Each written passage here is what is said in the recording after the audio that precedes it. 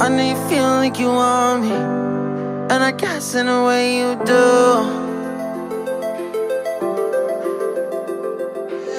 Guys, welcome back to my channel. If you are new to my channel, my name is Kagi, and in today's video I am going to be showing you guys how I made my own scented candle.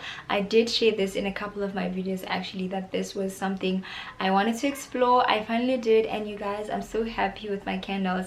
I'm happy with the cold throw, I'm happy with the hot throw. And if you don't know what that is, a cold throw is the scent you get from the candle when the candle is not being burned. So when you smell your candle like that, that is called a cold throw, and the hot throw is the scent you get when the candle is actually being burned.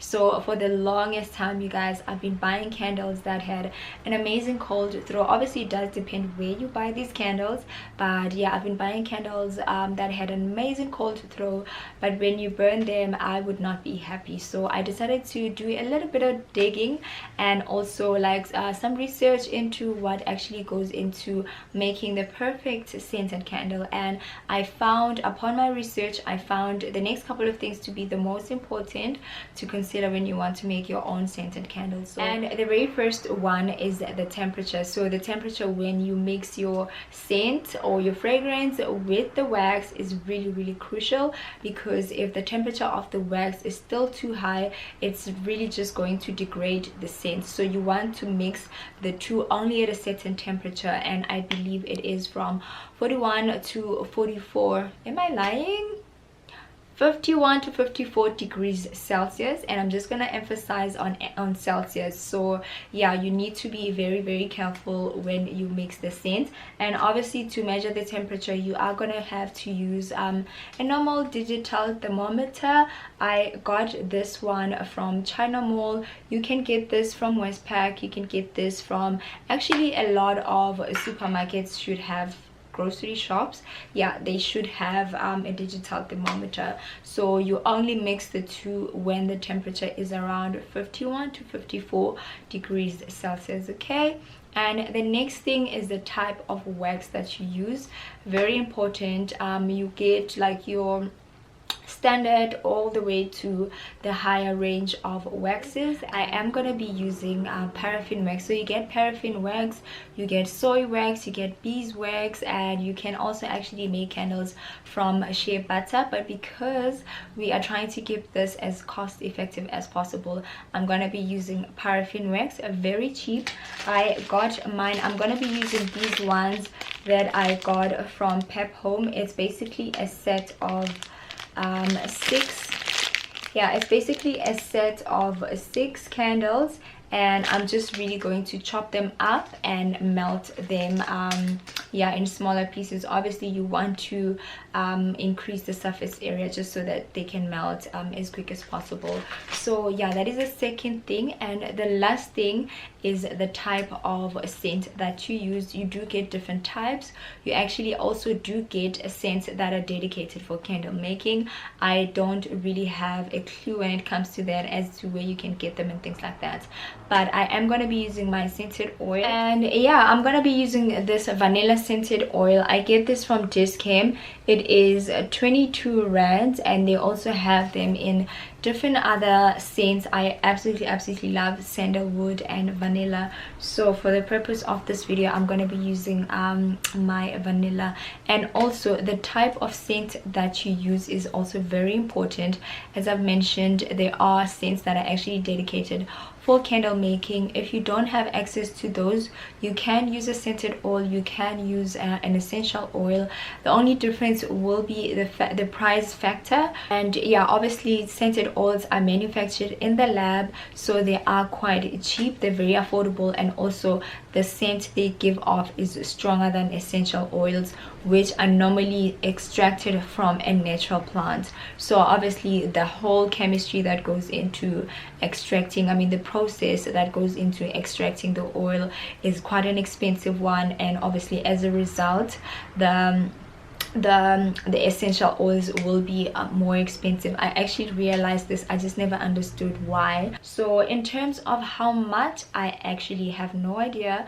I just went with about 2 teaspoons on each of these candles. So yeah, and to be honest guys, I'm really happy. My home smells so amazing when I burn these candles. And yeah, those are the 3 things that I found were very crucial when you want to make your own scented candle. And I'm gonna show you guys the supplies that you're gonna need. It's actually not a lot of things. I think the only thing that a lot of people might not have is the thermometer, so I'm not sure how you can actually navigate that without a thermometer, but it's really important to only mix at a certain temperature. So yeah, obviously for the supplies, you're gonna need your wax. As I've already mentioned, you get different types of waxes.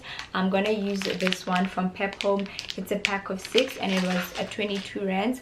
You also need a container, obviously, and I am going to be using these they call them votive glasses. I got these from Mr. Price Home. They were on sale for 19 rands 99. I actually went to get more. I couldn't find them anymore, so yeah, I am going to be using these ones. I have 2 of them. They also have the gold trimming there. So yeah, and the next thing is obviously your thermometer, and I'm going to be using this one that I got from China Mall. And yeah, you also obviously going to need your scent, which I've already showed you guys. I'm going to be using vanilla today, and so you're also obviously going to need the wick, but since I'm going to be using these candles, I'm going to take these wicks and use them, so I didn't really have to purchase this. And yeah, and the last and most important thing you are going to need is a double boiler. So you can use 2 pots that are of different sizes, one small, one big. You can put your wax on the small pot, water on the big one, and let the candles melt like that. Obviously you don't want to cause on you don't want to cause any flames, so it's always best to use a double boiler. I am going to be using a canister. You guys will get to see the canister that I'm going to use, just because I'm lazy to clean up the pot after that. So yeah, you guys, let's jump straight into it. I hope you guys will enjoy this video, and please remember to give it a big thumbs up if you do, and also let me know if you'd like to see more of these DIYs on my channel. Obviously I'll be more than happy to oblige. So yeah, let's jump straight into the video. I will see you guys in my next video. So yeah, to begin, I just really chopped up my candle into smaller portions. This is to increase the surface area so that the candle can melt a bit quicker. You can also use a microwave to melt your wax, but I'm not sure how long that would take you. And also you will realize I've added some skewers, a tape, as well as measuring spoons for my supplies. You can also chop up the candle using a knife or a scissor. I just really went with my hands because it was a bit quicker. And also guys, you cannot use plastic as a container. It has to be glass or tin. And yeah, that is also the canister that I was telling you guys about. The wick you shouldn't worry too much about. I will sort that out a bit later. And I know you guys, this looks like a lot of work, but it wasn't. I promise it wasn't a lot of work, or maybe I didn't mind. Anyway, that is my candles when they have been chopped. I am gonna now transfer them into my double boiler. This is the double boiler system that I told you guys about. It actually took me about 5 to 7 minutes for the wax to completely melt. And yeah, I used the skewers to discard any excess wicks from those tiny little candles. This is how the wax should look when it has completely melted. You just need to remove the container and put it aside so it can start to cool down. Okay, and then the next step was to actually try to secure the wicks onto the containers. You can use dedicated candle wicks that actually stick at the bottom, but I found using a skewer was just as good. I just really wrapped it around and made sure that it was not moving, and as you can see, the skewer was actually quite secure, which I was really excited about. And then I did the same thing on the next container. I then took my thermometer, which was giving me a bit of problems, but it was all good. I could still read it. I didn't wait. The temperature actually went up a bit higher with 2 degrees Celsius, but I didn't want to wait anymore, so I just went ahead and added my scented oil using vanilla, as I've already mentioned. And I said that I only went with about 2 teaspoons. It was actually 2 tablespoons. And you also will notice that my wax was starting to harden a little bit, so I really just put it in the microwave for about 45 seconds, and this is how it came out. I'm not sure how this has affected the scent, but I was still really happy. I mean, the whole house at this point was smelling like vanilla. Absolutely loved it. And that's it, you guys. That was the moment of glory. I then poured my wax onto my containers, and as you can see, the wigs were not moving at all, even though they were not secured with glue or tape. And I was ecstatic at this point.